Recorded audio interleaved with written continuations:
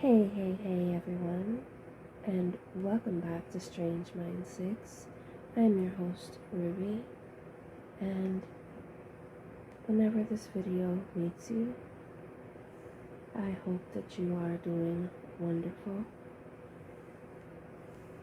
And if not, just remember, take it day by day, and you can do this. Never give up on yourself or on what you believe in or want to do. Now, we are going to be reading Chapter 6 of Long Live the Pumpkin Queen by Shea Earnshaw. And if you haven't already, please grab your snacks, grab your drink, sit down, relax. And if you don't want that, then just turn down the lights, sit back, relax, and let's get into it, shall we? Chapter 6. I wiped the tears from my face, the wetness soaking into my linen skin, and dragged Jack to the bed, pulling him up onto our black patchwork quilt and placing his domed head carefully on the pillow. Zero hovers beside Jack, not wanting to leave his side, whimpering softly, but I stand up and walk to the French doors that open out onto the terrace. The air is strangely quiet, the sun casting late afternoon ribbons of light through the surrounding limbless trees. And I stand at the railing, peering out over Halloween Town, trying to understand. A coldness settles within me, a numbing ache, like passing through the cemetery and feeling a wayward ghost slip beneath my skin. Jack is asleep. The whole town is asleep. But why? My mind circles back, retracing the moments that led me here. When I fled Halloween Town into the woods, everyone was still awake, bustling with preparations. But something happened while I was gone. A riddle whispered in the dark. A riddle I don't have all the pieces to solve. A mystery hidden in the grains of sand I found on Jack and the others. But in the silence, there is another thought, disloyal and treacherous, a stitch-deep feeling that creeps up from somewhere foreign inside my ribcage. The quiet of Halloween Town is a relief. There is an odd pleasure in the silence, in the lack of voices, in the cool air, void of all sound. I glance back through the doorway, where the yards of fabric from the Witch Sisters still lie across the floor, along with bat wings, hats, and high-heeled shoes made from gargoyle bones and foul-smelling fish leather. I can still feel Helgamine's clawed fingers tugging through my not quite right hair, Zeldborn pricking me with sewing pins, tucking the folds of fabric around my waist, across my chest, poking new needle holes along my flesh. I can still see the mayor's frenzied glare as he rattled off my queenly duties, feel the eyes of the crowd as they shouted my name, tugging at my dress, the flash of a camera in my face, all of it like an autumn storm churning around me, as if I belonged to them now, a token queen to prod and touch, But now they are all asleep, and everything is perfectly, unexpectedly, wondrously quiet. For the first time since Jack and I returned from our honeymoon, my heart settles in my chest. The tension in my jawbones softens. All of my threaded seams loosen just a little, like a corset being unknotted at the spine. I am alone. And the solitude feels like a warm bath. I want to sink down into, toes curled, bubbles gathering and popping against my tired flesh. I walk back inside our bedroom and gather up the yards of fabric and 2 tall shoes, and I stuff it all back into the closet, barely able to close the door against the gathered horde. The breath in my chest is suddenly oddly calm. My eyes glance around the bedroom as if seeing it for the first time. A room that is just a room, not a royal jail. Soothed by the unnatural quiet, I move through the tomb-silent house, touching the black window wallpaper and carved magpie chandeliers. In the kitchen, I brew a cup of black milkweed tea, the sound of the kettle, the only noise echoing along the narrow walls. I stand on the front porch, gazing out at the noiseless town, watching the moon begin to rise, a full bone white orb during day turning to night. It feels selfish somehow, a crime. These stolen moments of silence, especially with Jack asleep upstairs, the one person I wish was standing beside me, savoring this unexpected quiet. But just for a moment, I let myself imagine what it might be like to walk down the streets alone, without the eyes of others judging every tilt of my head or the somber slant of my mouth, calling me by my name that is a knife against my eardrums. Queen. Ugh. I could read every last book in Jack's library, though, without a single interruption, gather herbs from the garden without anyone scolding me for the dirt on my royal shoes or the hem of a newly sewn gown. It feels indulgent to long for such things, to wish for a time before a sovereign title sat weighted on my shoulders like moorstones dredged up from the fountain. But leaning against the porch railing, I let my dull eyes drift close, listening to the soundless echo that stretches over Halloween Town, the stirring of leaves, the hiss of the old, cold autumn wind, and nothing else. By some peculiar work of magic, I have gotten exactly what I wanted. Silence. To be left alone. But for how long?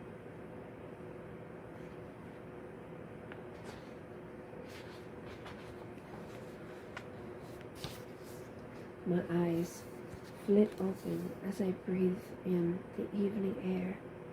When a sound reaches my ears, soft and muted, I squint through the dark and noticed the stray black cat, a cat that often wanders the streets at night, appearing from the shadows, slinking around the bars of the iron gate in front of the house. She lets out a little meowing sound, and I hurry down the stone steps. When I kneel beside her, she arches her back, letting me run my fingers along her inky black coat. Were you here when everyone fell asleep? I murmured to her. She purrs from deep within her gut. I scratched at her ears, wishing she could tell me what she saw, what happened while Zero and I were in the woods. But then her pointed ears twitch away from me, watchful eyes cast out toward the town square. She hears something, or sees something.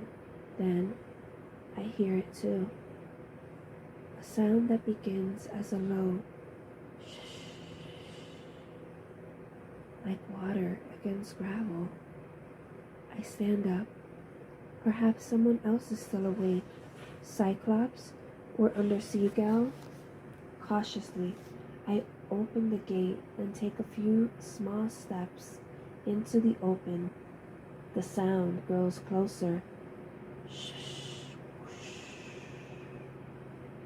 I open my mouth to call out, to ask who is there, who might still be awake, when the black cat suddenly darts away through the metal gate and vanishes into the dark alley behind the house. My eyes rove across the town square, trying to see what's there, but the murk of the shadows, the wind, they make tricks of the dark. A statue or wall comes into focus, only to be swallowed up again by the night at a moment. A tree limb looks like a giant's hand reaching long across the street. None of it real. None of it something to fear until it comes into view. A thing appearing from the far corner of Town Hall.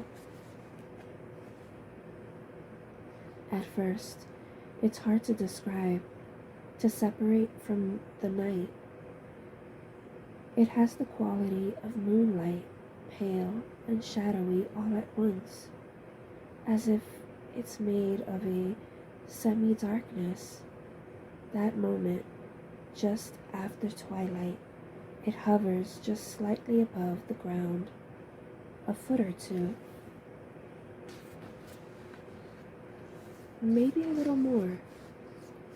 A man-shaped creature, 2 arms and 2 legs, with a long white beard, long enough to fall, well, below his waist, and wisps of white hair sticking up wildly from his head. He's wrapped in a layered garment, the color of clouds, soft whitish gray, similar to a cloak or a robe, folded around his tall, spindly frame in a way that's hard to tell where the fabric begins and where it ends.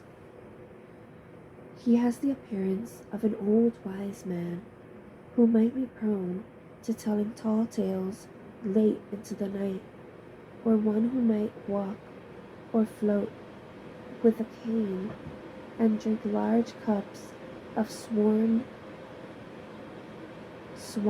gray tea while he recounts the stories of his youth.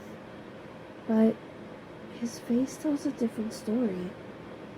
He looks as if he just crawled up out of an open coffin, thick, unkempt eyebrows slopped together, mouth punctuated downwards, with creases cut into his forehead, and dark crescent moon shadows sagging beneath both eyes.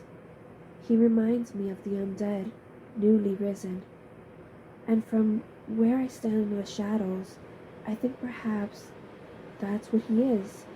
One of the old bodies buried in the cemetery, risen a few days too early, before All Hallows Eve. An accidental awakening? Maybe his eyes snapped open while he was still clamped shut inside his coffin, and he was forced to dig his way free from the surface. Surely anyone would look as terrifying after finding themselves buried 6 feet under the ground with no ladder or shovel in sight. I softened my gaze, feeling suddenly sorry for the poor fellow, and watch as he rounds town hall, drifting closer to the fountain. I'm about to step out from the shadow where I'm hidden when I notice something spilling out behind him. Soft flicks that catch in the dull moonlight like tiny falling stars, like sand. The air falters in my throat, and I sink back into the darkness, into the shadows behind the gate. Sand. The floating white-haired man reaches the witch sisters, then leans over them as if testing to see if they're really asleep. He pokes a finger at Helgamine's nose, then peers at Zeldaborn's bird-like eyes, watching for any movement. He reaches into a hidden pocket inside his pale robe, then puffs up his cheeks, blowing a long breath across his palm. A cloud of shimmering white sand engulfs Zeldaborn's face, raining down around her. The white-haired man waits a moment, watching, but Zeldaborn doesn't stir, doesn't twitch, doesn't wake. She is fully, inextricably asleep. Satisfied, the man-creature spins around and promptly leaves the town square, drifting in the direction of Dr. Finkelstein's observatory. I try not to move, to make even the tiniest of sounds, as I watch him disappear into the dark. I suck in a breath, then another, eyes unable to blink, wanting to be sure he's really gone. Then I turn and bolt up the steps back into the house, all my threads clenched along my seams, my stomach twisted and sharp, and I race up the spiral stairs, nearly stumbling on the top step, then scramble into our bedroom. Zero is still hovering over Jack's sleeping body, refusing to move. I sink down into the bed. "Jack!" I hiss, kneeling over him, arms shaking. My eyes flick to the window, watching for the gray-haired man. "Jack! There's something out there!" I grab his shoulders with both hands, rattling him, urging him to wake, pleading. But he only flops in my arms, then slumps back onto the bed, his white skull unmoving.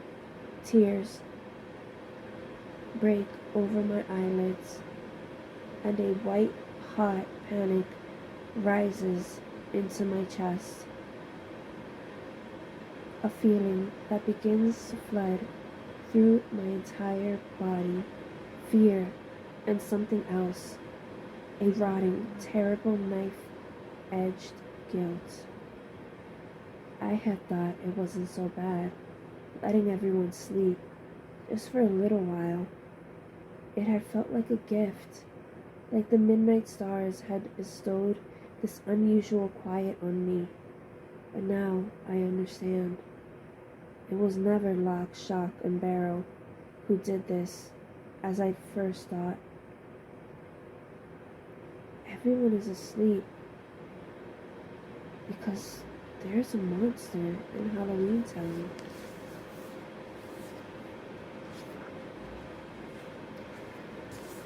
Chapter 7. The garden is sunk into a shadowless dark. A full, unending kind of dark that seeps into every corner of the fence line, every leaf and stem bleeding thorn.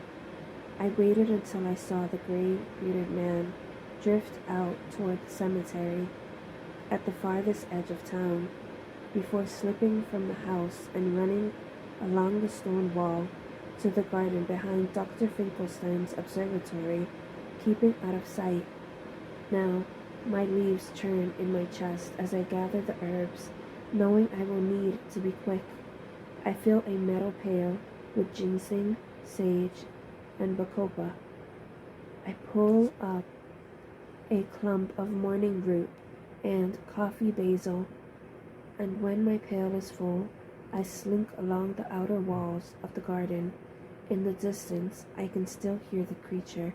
Though I can't see him, the town is so quiet, so motionless, that even his faint muttering sounds echo back to me. He is humming a tune, a lullaby, I think, soft and alluring, and I wonder if he senses that there is someone still awake in Halloween Town, someone he hasn't yet found, and is trying to coax me into the open. I hurry back up the stone path to the house before his words can drift into my ears, into my thoughts, making me forget what I need to do, and close the door quietly behind me. In the dimly lit kitchen at the back of our house, where a single stove and a tiny lopsided icebox sit pressed against one wall, I begin to brew the herbs in a pot of mud water. I listen for any sound of the bearded figure beyond the walls while I stir the boiling mixture, the kitchen filling with its potent, heady scent. When the herbs have been steeped of all their color and the brew looks like a chalky gray milk, I pour it into the porcelain mug and carry it up to our bedroom.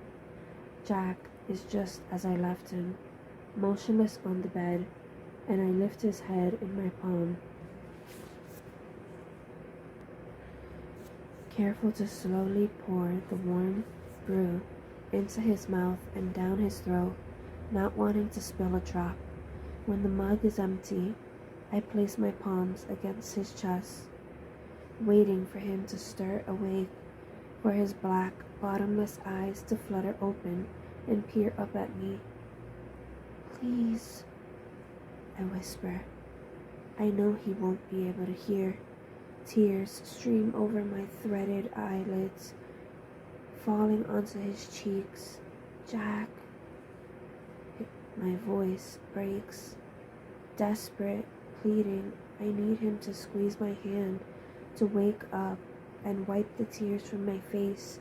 I thought I wanted to be alone, and now I see the flaw in it, the gaping, awful wound. To be alone means to feel alone, to stand in a place that should be bustling with noise and hear only the soft exhale of your own shallow breath. I was wrong, and I need Jack to wake up. The old grandfather clock in the hall ticks each second loudly in my ears. It's taking too long.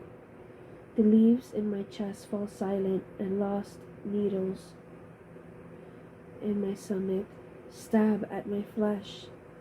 The potion I made should have been strong enough to wake the crankiest of the dead from the oldest coffins. Jack should have sat up straight, eyes shot wide, when the first drop trickled down his throat.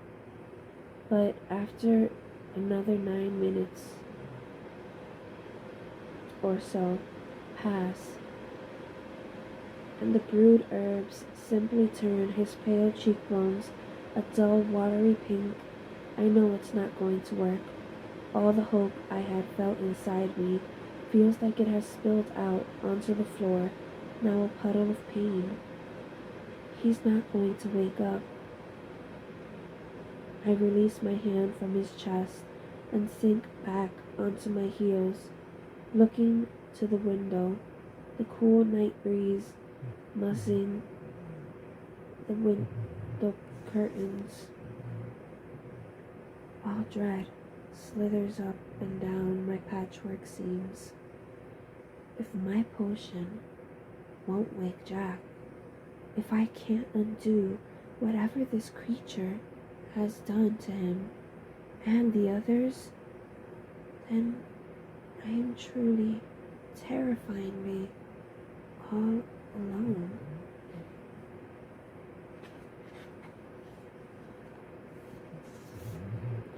Outside the house, the humming begins to grow louder, a drowsy tune, childlike, like a melody sung for the babies before sleep. But this song is not like the ones we sing in Halloween Town, about howling ghosts and creepy creeps who lurk under beds and claw out your eyes while you sleep. The song this monster sings is a soft one of summer clouds and white cotton sheep who graze in cornflower meadows and rest under pink, starry skies. I slink to the bed window, my small shoes hardly making a sound on the floorboards, and peer outside. The lullaby echoes over the black stone rooftops, drawing closer like a phantom beneath the pale moonlight. The lump in my throat tightens, and I start to turn back to Jack, when something slips past the window outside, a suit dark shadow, awful and fleeting, and much too close. Stumbling over my own feet, I scramble behind the curtain, hand pressed to the wall behind me. But I wasn't fast enough. I could see the silhouette of the bearded figure through the curtain, hovering just outside the window. Sand spills from his robe pockets, making a soft sound on the stone path below. And for the first time, his humming melody reshapes into words whispered through the dark. The night is warm and drowsy, and you must be tired, he croons. Step into the open, and I will give you what you desire. I sink down to the floor and cover my ears with my palms. I don't want to hear his words. I don't want to slip into a deathly sleep like Jack and the others. Zero is cowering behind the closet door, and I want to run to him, but I'm afraid of being seen. I am not the thing you fear, he whispers. No, I am the giver of dreams, of riddles and lullabies and moonbeams. I swallow down the terror climbing up my throat like a storm of leaves, whipping around inside my chest. I can't stay here by the open window, but before I can stand up and run for the doorway, a great gust of wind tears into the bedroom, and with it comes a loud cloud of white flecks like spun sugar, sand. It rains across the bedroom floor. It falls against my hair. It settles into the cracks in the floorboards and in my throat. I cough despite myself, and the creature quickly ceases its humming. Now he knows for sure. There's someone inside the room. He's found me. I have to run, now. I push myself up, shoes slipping on the fine layer of sand. I almost fall, but scramble to the closet and yank the door open. Inside, Zero is shaking, terrified. We have to go. I hissed at him. His pumpkin nose has dimmed, but he slips free of the closet, and we duck out into the hall, racing down the stairs toward the front door. I grip the doorknob and yank it open, about to dart out into the twilight, but the creature's shadow slips by overhead. He's circling the house looking for us. The leaves in my chest claw up into my throat, beating behind my teeth.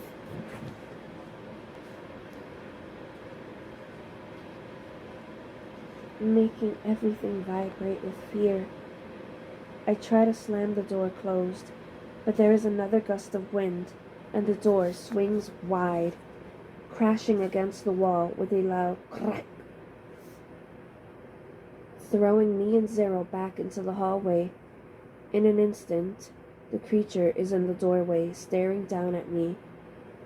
We peer at one another, eye to eye. Sleep, sweet child, your dreams are close, your pillow as soft as a downy rose.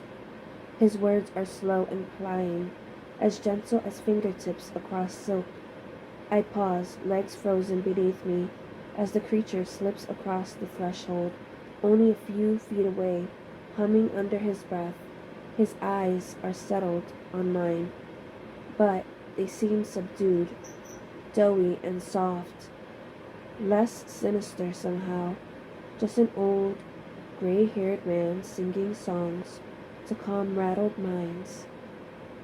I could rest a while, I think, sink onto the floor of the hallway and listen to the ease and lull of each of his languid words. Let my bustling mind slow and sleep for a moment or two. But Zero nudges my palm and growls. I blink, snapping my gaze away. The creature is inside the house, and I've stalled in the hallway like a doll who's lost all her stuffing.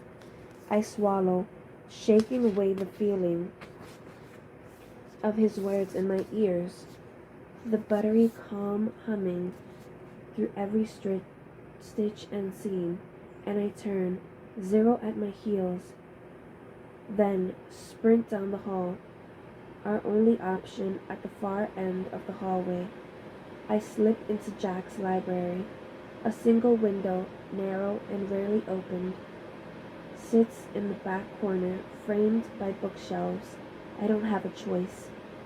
Zero watches anxiously as I shimmy the window up in its frame, then squeeze myself through the opening. I can hear the creature moving down the hall, hissing his lurid lullaby, trying to beckon me forth, yet he doesn't move quickly, in no great hurry. He knows that sooner or later his victims can no longer resist his words, and they sink into a listless, muddled haze. He reaches the doorway to Jack's library and makes a dissatisfied sound, like teeth mashing together, impatient and irritated, when he sees me half perched in the window. The drop is far, several stories from atop Skull Hill, where our house is perched high above the ground, but I snuck out of countless windows when I lived in Dr. Finkelstein's lab, so I suck in a breath, then launch myself out the open window, sailing through the night air until I hit the ground far below with an abrupt smack. The fall would kill most anyone. Crack apart delicate, porous bones. Luckily, I have no bones to break. Zero flutters through the open window. His ghostly body drifts down to me, then noses me in the cheek. I'm okay, I whisper. My leg, the left one, has twisted backwards at the knee, but there's no time to mend it, so I scramble up, balancing on one good leg. Above me, the creature hasn't reached the window quite yet, but we need to run before he sees us, before he knows which way we have gone. Limping, I stagger away from the house into the shadows of the alleyway, Zero beside me, and I can still hear the creature banging through the halls, pushing open doors, searching. I circle around the back of the house, leg hitching awkwardly, and hurry up the path, through the cemetery, across the bridge, and into the woods, into the dusky cover of darkness. But we are only a few paces into the trees when Zero nips at my elbow, tugging at my fabric. Out of breath, I stop and spin around to look at him, his ghostly dog fur, a stark white against the dark of the forest, and he whimpers at me.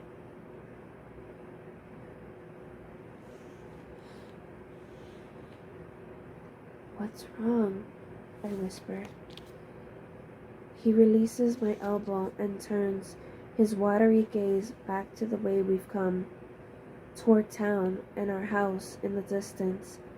His dog ears sag, nose dimmed, and then I understand. He doesn't want to leave Jack. "We can't go back there," I tell him.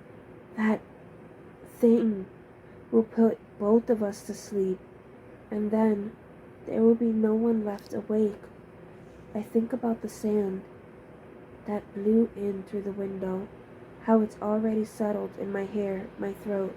It might only be a matter of time until I slip into an unawakening slumber, unless I brush it from my skin in time, shed it clean, or perhaps it was only a small dusting, not nearly enough to put me to sleep. Either way, I'm not going to stay and find out. I'm not going to risk it happening again. Zero makes another sad, desperate sound. Eyes cast up the path through the cemetery to where Jack lies asleep on the second floor of our home. I run my hand along Zero's neck, stroking his ghostly fur. "I understand," I say quietly. "He wants to stay with Jack. He won't leave him behind, alone." No matter what, he nudges his head into my cheek, and I lower my hand. "I'll come back," I assure him, although I don't know how. I just know I need to get away from Halloween Town before that creature finds me again. I need to get somewhere safe. Zero lifts his ears, makes a small whining sound, then flits away back toward the edge of the trees. But before he passes over the bridge, he pauses to look back at me, and I nod, holding down the anxious lump in my throat, the urge to call out to him, not wanting to leave him behind.